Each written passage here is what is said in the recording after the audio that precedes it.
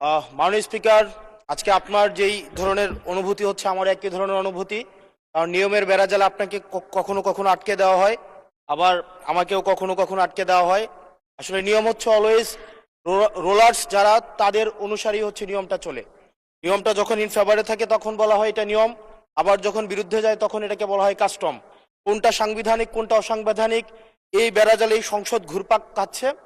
এর মাঝখানে যেহেতু দেবিদ্বার থেকে মানুষ আস্থা রেখে 1,72,000 মানুষ ভোট দিয়ে এই সংসদে পাঠিয়েছে, তাদের পক্ষে 1 মিনিট 18 সেকেন্ড কথা বলছি।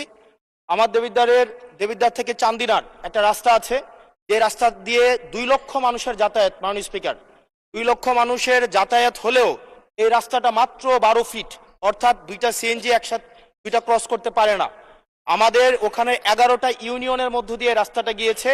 এই রাস্তাটাকে যদি আমরা প্রসারিত করতে পারি তাহলে ওই ইউনিয়নগুলোতে আমরা শিল্প এবং বিভিন্ন ধরনের আমরা হচ্ছে কোল্ড স্টোরেজ, আমরা কর্মসংস্থানের ব্যবস্থা করতে পারবো, যেহেতু ওই রাস্তাটা হচ্ছে ঢাকা চিটাগং হাইওয়ের একটা রাস্তা।